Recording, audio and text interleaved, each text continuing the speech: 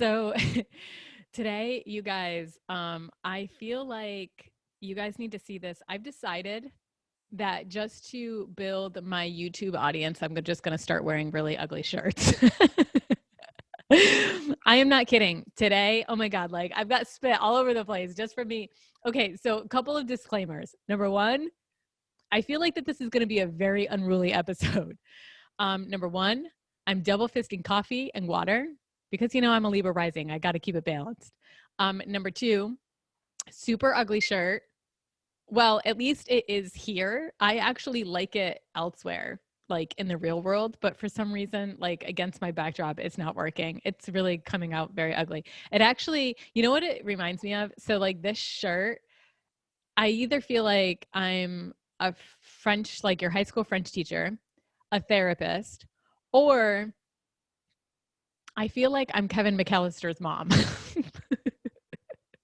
Like, I feel like that this is something that Kevin McAllister's mom would have worn in Home Alone. But I don't know, like I'm digging it. I'm wearing it with like dark denim ripped jeans. So like it kind of like modernizes it. But for some reason, like on here, it just looks like, I don't know. It just doesn't really jive. So if you see me looking at my frigging shirt a lot, that's why. Cause it's like, I'm kind of like trying it out. I've had it for like a year in my closet. I got it from the Bargain Box in Wilmington. I love that place. But I got it from there, and it's just like, I don't know. I like it, but it's just not looking right on here. But I'm not going to change my shirt just for the podcast. I hate to break it to you. So anyway, getting to what we're going to talk about today. So it was so interesting. I was having a conversation with a friend recently, and they were like, I think you need to talk about boundaries like ASAP because I need to hear what you have to say, because we were actually talking about what I've kind of learned about boundaries, but I'm going to save that for the end of this episode because, I don't want to give it all away right now.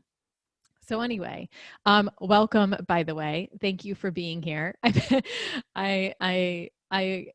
can get very much like caught in my own shit. So anyway, thank you.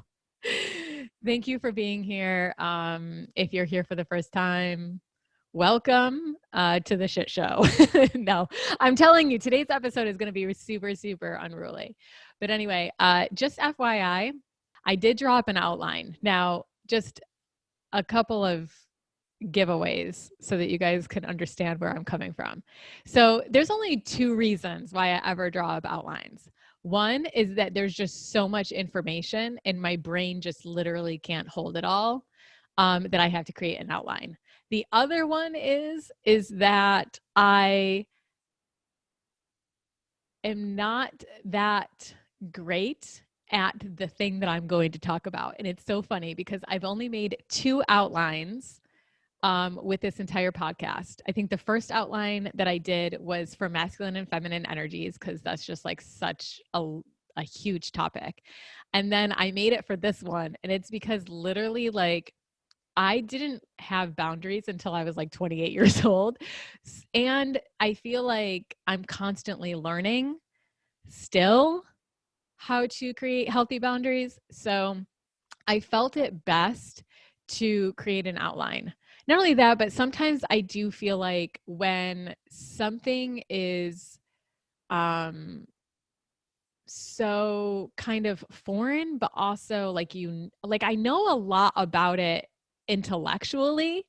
It's just, for me, it's very hard to practice. And I'll go into kind of talking about why that is in a few moments. But anyway, I do have an outline. So if you see me looking over to my side, that's what that is. I promise, like, I'm not, I don't know, watching stocks or whatever, which, by the way, oh my God, is that, it's making me nervous. You guys, it's making me so nervous. Anyway, not here.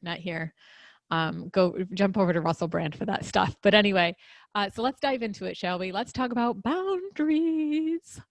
So boundaries, what are boundaries? So first I'm going to give the situation of what boundaries are. And then I'm going to like actually talk about to me what it is. So let's just pose a scenario. of where boundaries are needed and what it kind of looks like to articulate your boundaries. Okay, so say that you want to own an amusement park. That is like your ultimate dream. I don't know why that idea comes into mind, but there it is. So you're wanting to own an amusement park one day and you're expressing this to a friend of yours, and the friend says, "Oh my God, that's so stupid. Like, that's so lame. Why would you ever want to own an amusement park?" And, they're just like completely not supportive. They're just like writing it off. And this like triggers you, like you find this hurtful. Now, we're not going to dive into that wound because obviously if something triggers you, there might be something in your past. Maybe your parent was not supportive of your dreams, et cetera, et cetera. So now you're kind of super sensitive when other people express disapproval or they don't validate your dreams. And so you find that after talking with this friend, you just feel really down and you feel really shitty. And you realize that maybe like you look at it and you're like, I'm supportive of their dreams. Why can't they be supportive of mine? And also, like, do I feel that it's important? Is a need of mine to have them be supportive of my dreams, and can I articulate that to them? And so if you did decide, if you went through and investigated and you were like, you know what, because of this wound that I have, it is necessary that I feel supported by my friends. That is a need of mine. So now I'm going to articulate that. So basically what that would look like in real time is if the person was like, that's so lame, like, why would you have a dream to own an amusement park? You would just simply say, look, I support you in your dreams. I expect you to support me in my dreams. It is important for me to get your support, or to feel your support, or to have your support. But if you can't show up for me in this way, then I'm not sure if we're going to be friends anymore. That would be like that to me is like what boundaries are and what it would look like to articulate your needs and express that boundary, right? Now, the funny thing is though, is before oftentimes we kind of come into adolescence and we discover that we don't even have boundaries. And that was my personal experience. I did not have boundaries until I was 28. I literally feel like I woke up one day and I got faced with a harsh reality.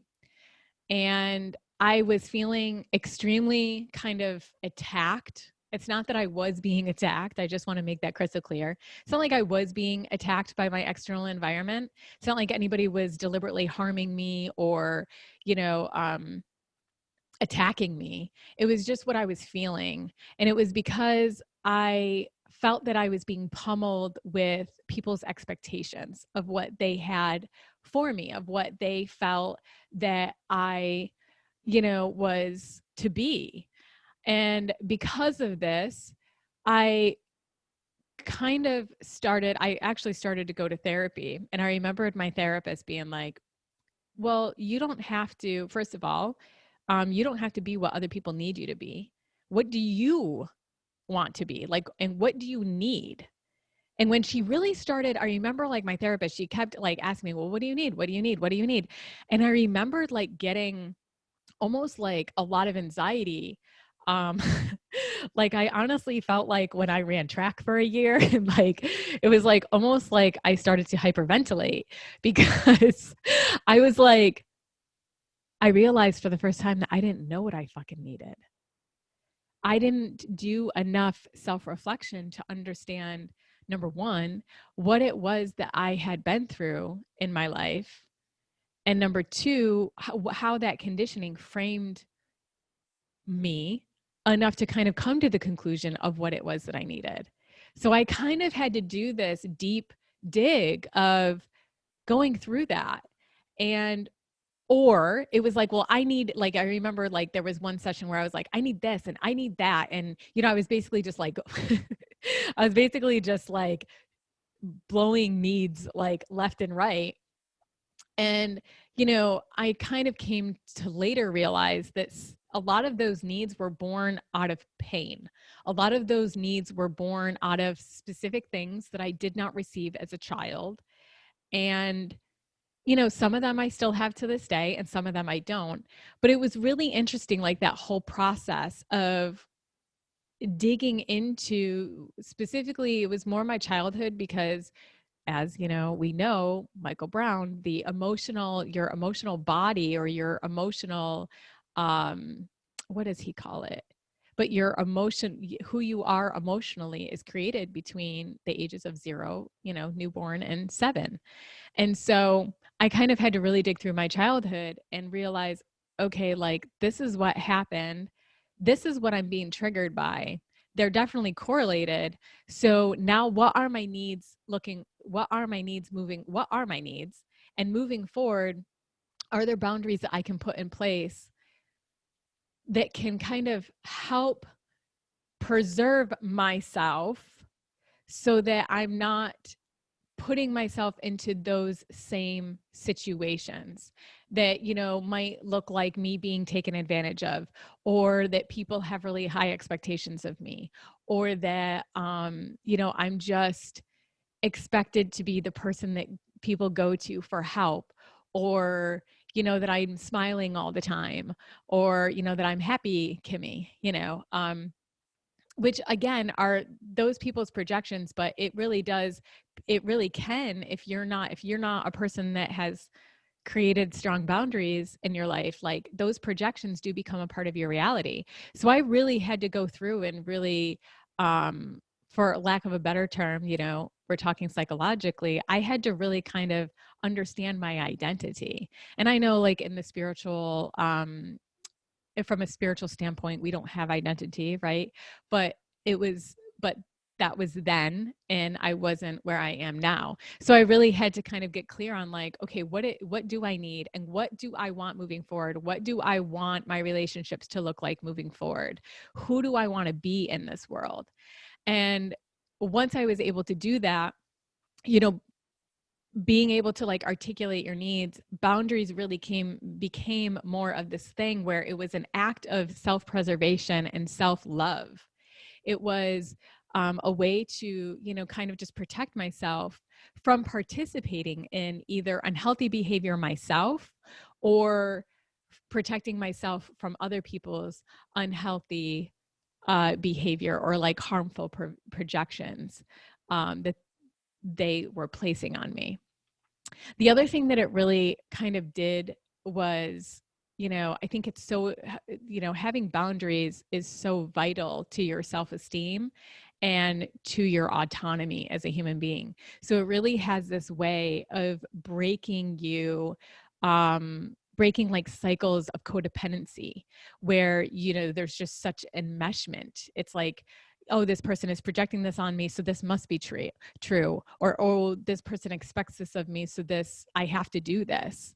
So it really was helpful in that way, because I definitely had relationships that were extremely codependent, and unhealthy in that way, just kind of dysfunctional, because there was just like so much enmeshment. And what's great about boundaries is, as we articulate them and we put them in place, they teach us more. Like, we get more, it provides more and more feedback on how we really do need to be loved. Especially if we are unsure or unfamiliar with what it is that we need. Because say, you place, say at first, like, you think that you have this need, and so you then articulate the boundary. And so, your life starts to kind of conform to that boundary. You then might later realize, like, I don't really need that anymore. And, like, I'll discuss my own interpretation or my own experience with that later on. But, yeah, I don't know. I feel like boundaries are just a really great way of establishing a connection with ourselves and learning about ourselves. And it's so great because it really does. It's like, it provides feedback on moving forward and what that looks like. But anyway, I kind of want to express that to those that are kind of listening to this, and you're like, oh my God, I don't know what my needs are. And how did I arrive at this place where I don't know what my needs are, therefore I don't have any boundaries? I just want to say, like, I just want to reiterate, I did not have boundaries until I was 28, or at least if I did, I felt like that they were really unhealthy. They were more like out of a place of fear or like anger than love and compassion for myself and other people.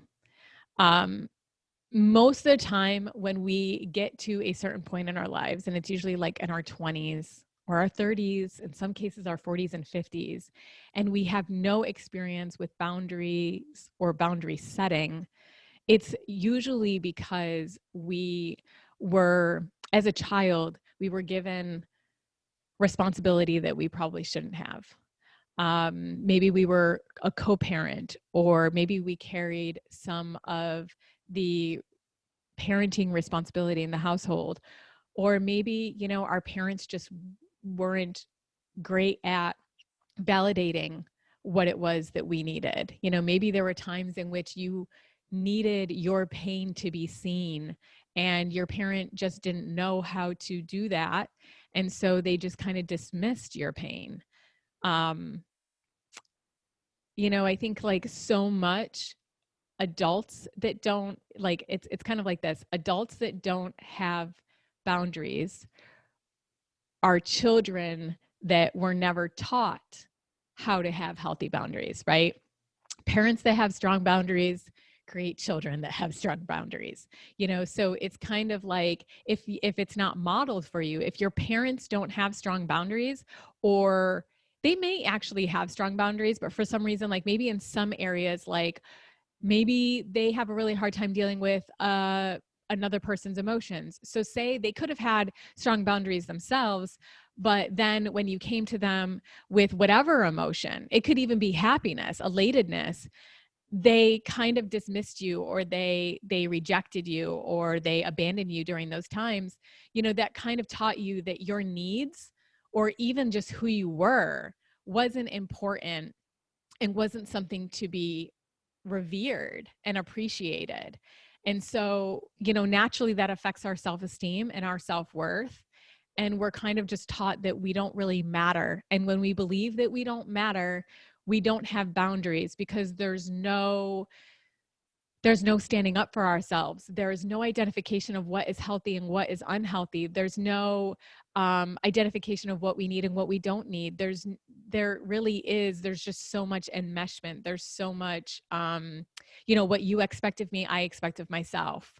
What you want from me, I will give it to you, that type of thing. And so I just want to stress, like, if you're finding yourself listening to this and you're like, I don't even know what the fuck she's talking about, like, it's okay. I've been through that myself. And, the only thing that I can suggest to do is to just kind of go on a deep dig, look at ways in which maybe you have been hurt, like in your mind where you've been hurt by another, and ask yourself, where does that reside in me? Where does that wound reside in me? And what does that mean that I need? What need, and like, what is it that I need, and what boundary can I create around that? No, even if we go back to the amusement park, like wanting to own an amusement park, the need is that you need, or you would like your friends to support you. That's a given. Like, that's something that we all want, and that some of us need. And so that's, I don't think like you should get into this whole, well, is this need important? Is this need, like, don't look at the need from the outside. Just ask yourself, how do I feel about this need? Is it valid for me? Is it required for me? And what does the boundary look like if I were to execute this? What would it look like? Would I stop being friends with those types of people? Would I talk to them about it? Would I share my feelings with them and then ask them to be more supportive? And then if they don't do that, what does the enforcement of that boundary look like? And so just try to have like a lot of self-compassion around this, because honest to God, like I said, I mean, I've been at this for 13 years and I am learning every fucking day. And it can be really difficult at times to navigate. So just, you know, try to hold back from any self-judgment. So anyway, I just want to kind of point out that, you know, boundaries to me are just really necessary, because they, you know, they're an act of self-love. They protect ourselves from others' unhealthy behavior.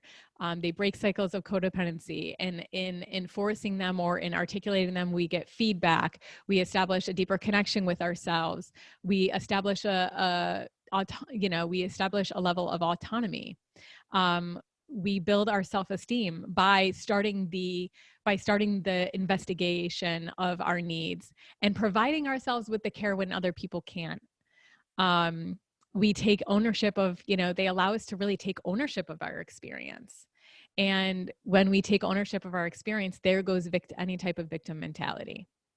Because then you're like, okay, like I can't blame this other person if they're stepping all over me. I can't blame this person at work if they're expecting me to do all of this work when every single time they put something on my desk, I say yes, no matter the fact that I'm putting in 55, 60 hours a week. Like, this is really important. And when you understand like what you need to take care of yourself, you become more stronger in articulating that and expressing that. And you shouldn't, you know, allow those boundaries to be violated, not at least with some level of articulation. And if you articulate and then you find yourself in a position where you then have to enforce, what I do want to say about boundaries is it can be really, okay, so one of two things. Like, it can be really frustrating.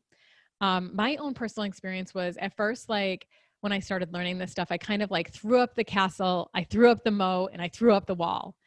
And I was like, okay, nobody's getting in for like a year and a half. Like, I literally I was like, oh my God, you mean like I don't have to be this? I don't have to do this thing? I don't have to live this way? And once I learned that, I was like, oh snap. And so I kind of like threw up this wall. I think like there was like two responses that I had from like my friends and my family and coworkers and things like that. One of the first response was just kind of like, what's going on here? It was like tap, tap, tap on the mic, like, yo. Like, I felt like some of my friends was like, is this thing on? Like, what's happening? What's going on with Kim? Like, and I think with them, like, I just had to say, hey, look, this is about me. This is about taking care of me. It's nothing personal. I just have to really get clear about what it is that I need and what I want moving forward. And so I'm spending some time to do that. And then the other response, and you know, for the most part, like, people were really respectful of that, which that's amazing. It's really, really amazing when you can have friends and family that are super supportive. But then there was also like people that guilt tripped me, who would basically make me feel guilty for having needs and boundaries, or would, you know, kind of almost like make fun of it in an indirect way. Like, oh, well, she doesn't do that anymore. Or like they would ask me a question, or they would invite me to something and they'd be like, oh no, wait, like she has a boundary around that, or, you know, something like that. And, you know, it was hard in those moments. But I stood my ground, and I know now, looking back, you know, people that usually guilt people or shame people for having boundaries are people that don't have healthy boundaries themselves, and that don't have a lot of self-esteem or self-love for themselves. So of course they can't understand. And so looking back, I just have, you know, I didn't do anything then, but just stand my ground and be like, well, this is what I need. So you can either respect it or not. And if you choose not, like, you know, I'm not sure what that's going to mean for our friendship or our relationship or, you know, our working relationship or whatever. But, you know, for the most part, like, it's interesting because looking back, like, I just understand. And it actually still happens like in my day to day. Like, I still come across people who guilt me or that shame me for having like certain boundaries. It's just really interesting because I think that just shows that they don't have a level, like they don't have a self-care regimen for themselves, or they don't value themselves, or, you know, they don't have a very high level of self-esteem, so they don't even feel like that they can value themselves. So I just, I just show them compassion, and that's that. But, just because you're showing someone compassion and you understand where they're coming from doesn't mean that you can't still love yourself. And it doesn't mean that you can't still show up for you and your boundaries. So I just want to say, like, those were two, like, kind of, that was some feedback or some resistance that I got when I started kind of really owning my own experience and owning what it was that I wanted to have present in my life. So yeah, that's kind of my own personal experience. Now, what's been really, really interesting is over the past, I would say, like 3 months, my perspective has kind of started to shift on boundaries, as I know that I said in the beginning that I'm not very good at boundaries, but then I feel like sometimes you have situations or experiences that actually show you that you are. And so for me, like, I don't feel like I do a good enough job of loving myself at times. I've had people ask me that.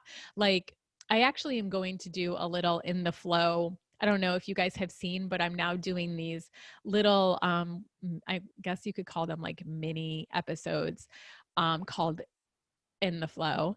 And so I will be doing one on self-love because I was actually asked this question by another friend of mine who asked, we she was like, let's just talk about self-love for a second. And she said, do you think that you ever like love yourself too much? And I feel like whenever I get those questions, it comes from someone who thinks that self-love is conceitedness and arrogance and thinking like you're all that, and almost like that you have love for your identity. And to me, that's not what self-love is. Self-love is not me looking in the mirror and liking my appearance.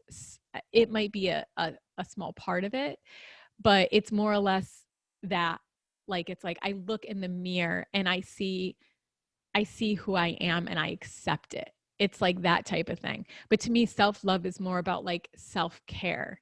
Do I honor my past? Do I honor what I've experienced in this life? Do I honor my needs? Do I show up for my desires?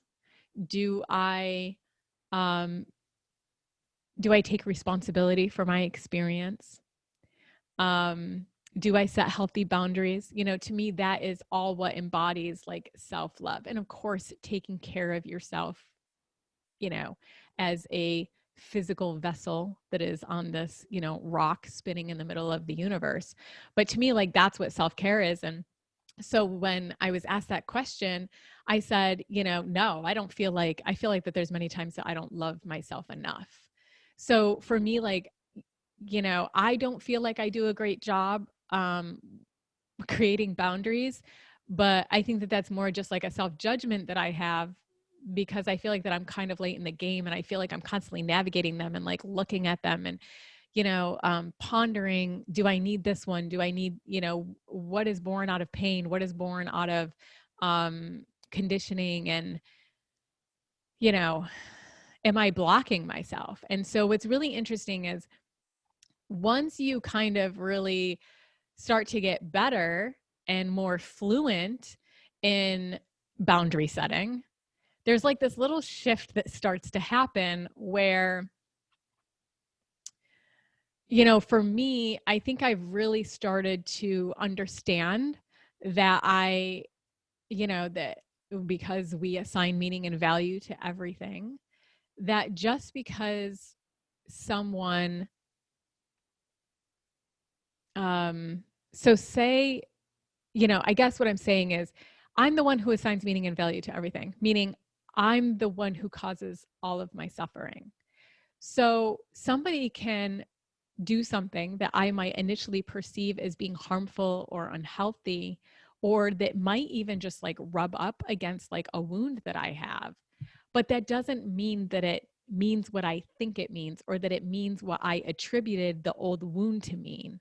Okay, so it's kind of, I think, the more you kind of go down this road, you kind of understand that boundaries become kind of like an illusion where you think that you're protecting yourself, but you're not, because you're the one who's harming yourself by assigning the meaning and value that you have. So let's just use like a standard example of rejection. Okay.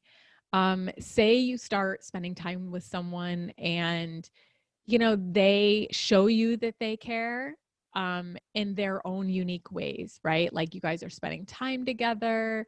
They tell you how much that they like you or whatever. But then like one day you say something to them and they don't reciprocate it in kind.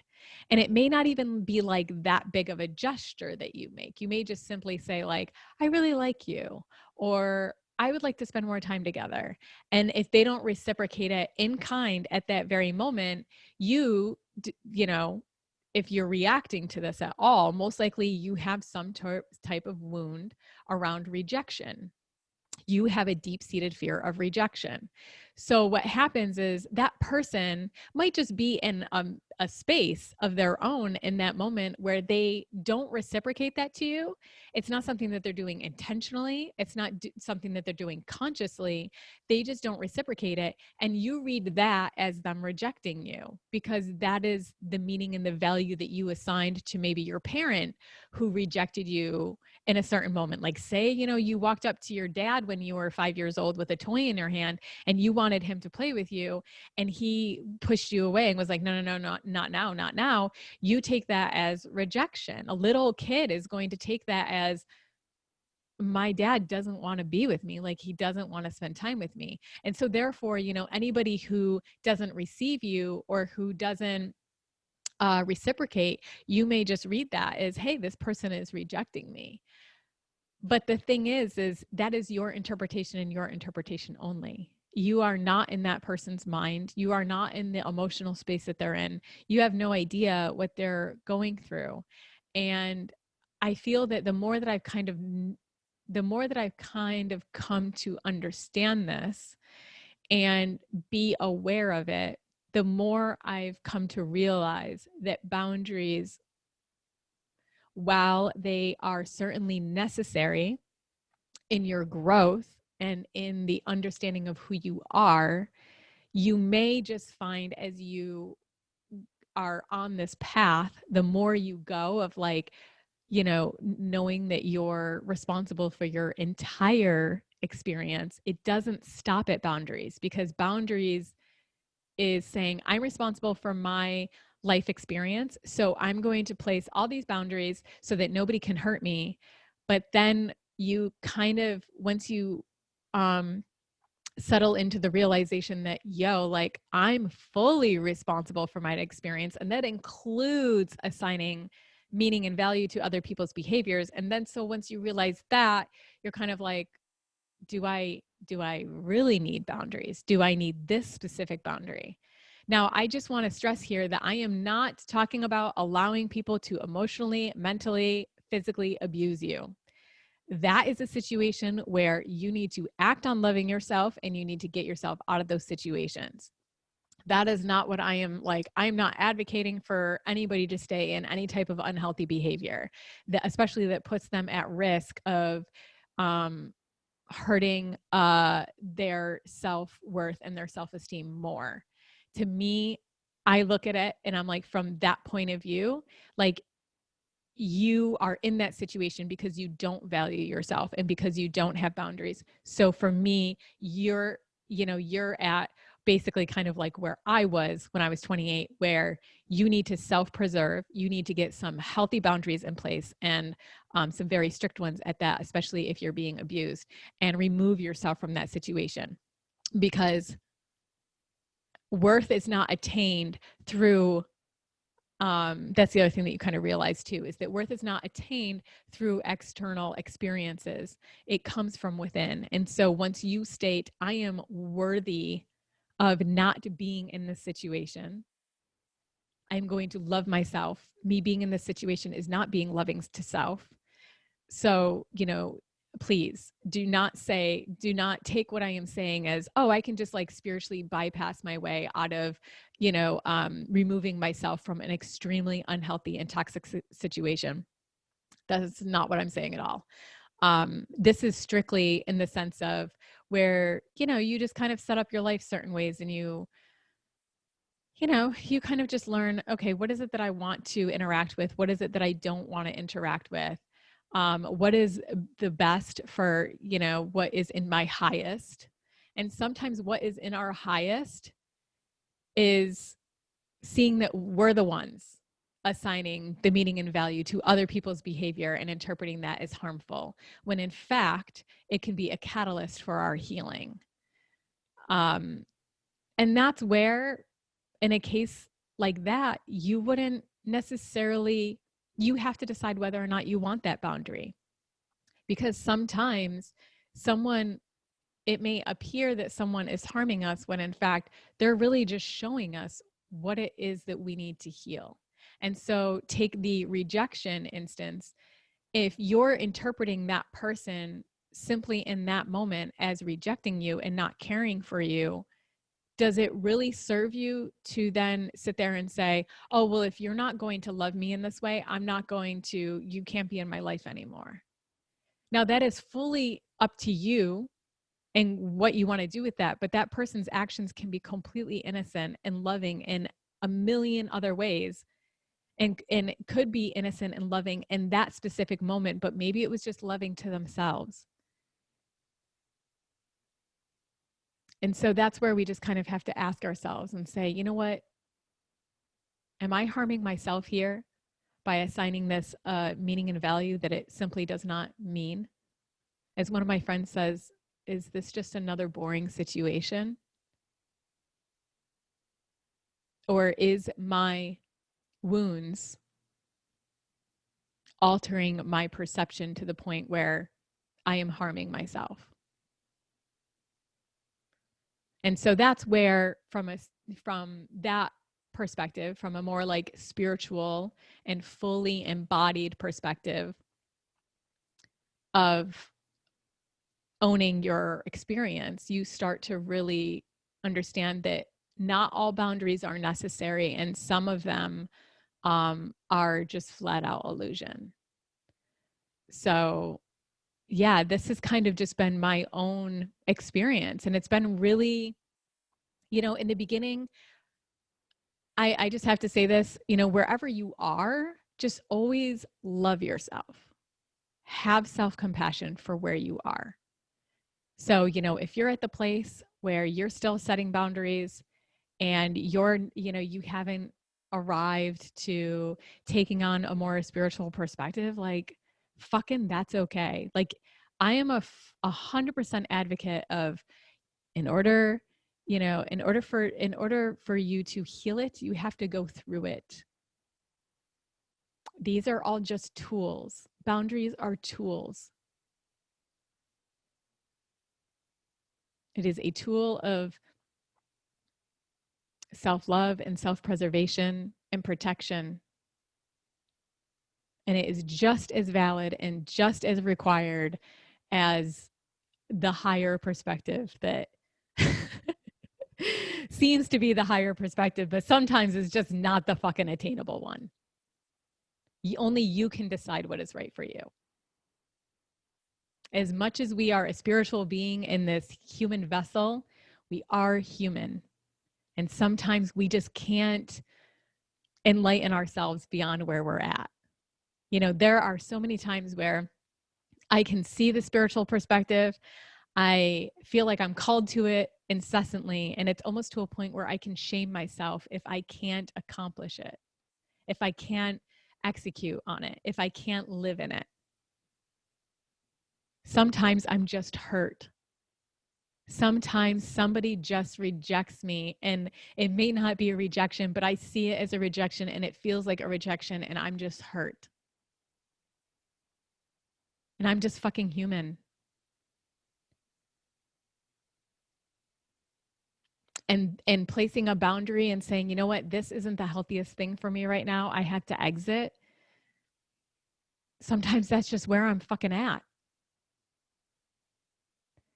And the more, I just want to urge you, like, to accept that, to love that, because again, that is you loving yourself. That is you understanding that this is a process. This is a journey. This is not like, leaping from stage 3 to stage 12.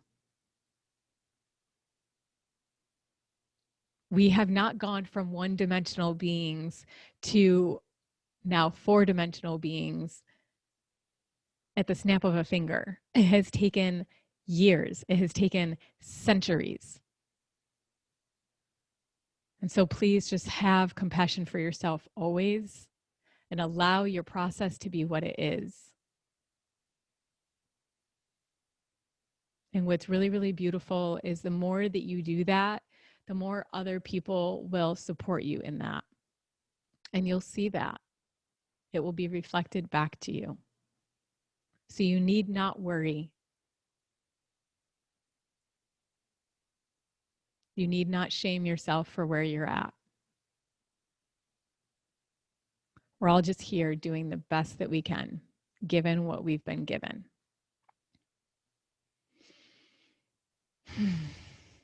Okay, guys. I'm going to leave this here. I love you. I am definitely offering, I've decided that I'm definitely going to be offering lab, play at work, which is a workshop. I will be offering that in the spring. I actually think I'm going to do it on the eclipse or the equinox. I forget which is not an eclipse, it's an equinox. Oh my God. I think I'm going to offer it on the spring equinox. So there's that, which you can look into if you go to kimberlydam.com/workshops. It's basically a workshop that will open us up to be more playful and more creative. I'm also offering coaching right now. So if you're interested in that, you can go to kimberlydam.com/coaching. If you're interested in anything else, just feel free to visit my website. Also, if you have any topics that you'd like me to discuss on relationships specifically for this season, I still am kind of like rounding it out and planning the schedule. So it's still malleable. So if you have anything, feel free to drop me a line. You can do that at connected.us@gmail.com. Yeah, connected.us@gmail.com. And I think that that's everything. But I love you and I hope you stay well and stay connected.